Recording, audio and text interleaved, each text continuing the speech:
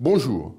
La reprise en zone euro est une question que j'ai évoquée à de nombreuses reprises ces dernières semaines.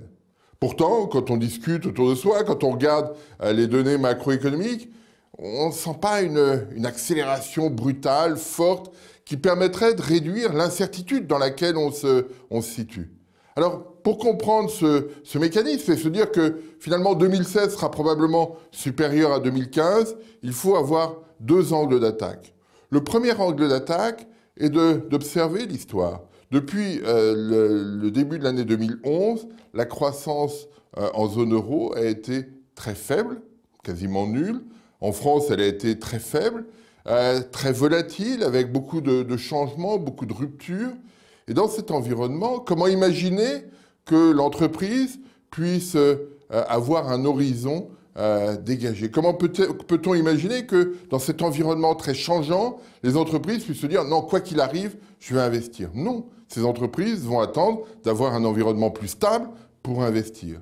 Et c'est cette dynamique-là qu'il faut bien comprendre. Habituellement, les phases d'inflexion de la conjoncture, de récession, sont assez courtes et les périodes de croissance très lente, très réduites. Et donc, ces épisodes un peu difficiles sont vite oubliés. Là, la période a été très longue, et donc il va falloir que, effectivement, l'environnement soit plus robuste, durablement, pour que chacun puisse éloigner son horizon économique et investir. Et tout ça prend du temps.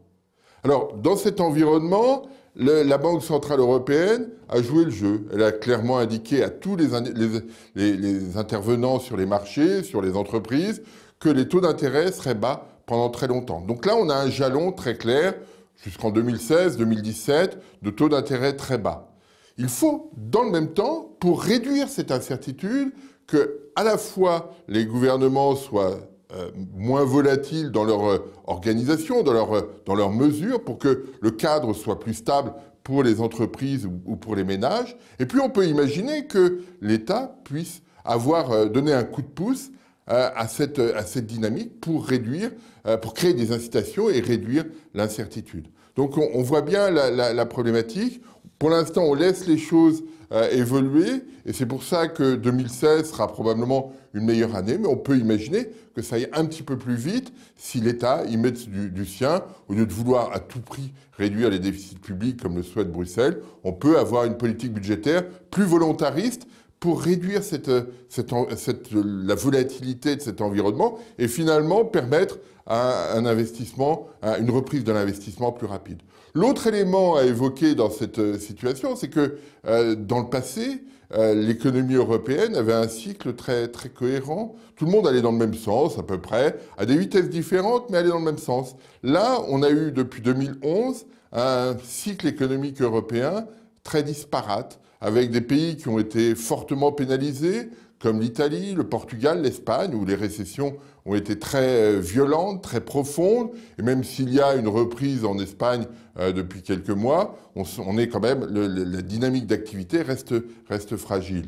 En revanche, dans le même temps, l'économie allemande s'est plutôt bien comportée. Donc on a eu des situations très, très divergentes et l'environnement actuel, la situation actuelle, et la Banque Centrale Européenne a joué un rôle majeur sur ces aspects, et de rendre ce cycle plus cohérent. Et effectivement, quand on commence à en voir les premiers effets, mais tout ça prend du temps parce qu'il y avait de vraies divergences. Et l'objectif de la Banque Centrale Européenne est de faire de telle sorte que ce cycle devienne plus cohérent. Et ce sera dans ce cadre-là, si effectivement en 2016 on a un cycle plus cohérent, ce que j'imagine assez bien au regard des indicateurs qu'on peut suivre, eh bien on aura des effets de contagion d'un pays à l'autre, et ce facteur-là jouera favorablement sur l'investissement, parce que chacun trouvera effectivement que l'environnement est plus dynamique, plus réactif que par le passé.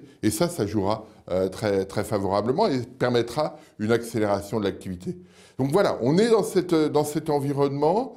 C'est un environnement difficile parce que le passé est très lourd et on n'oublie pas spontanément le passé, surtout quand cette période a été très longue, cette période difficile a été très longue, ça prend du temps et c'est cette période-là qu'on vit aujourd'hui. Comment passer d'un environnement très volatile, très incertain, très divergent quand on regarde les pays de la zone euro, à un environnement moins volatile, un peu plus certain et plus homogène. C'est ce passage-là que l'on vit aujourd'hui en Europe. Alors, comme je l'évoquais, la Banque centrale joue le jeu. On pourrait imaginer une dynamique budgétaire collective un peu plus robuste pour effectivement réduire les incertitudes et améliorer la dynamique globale.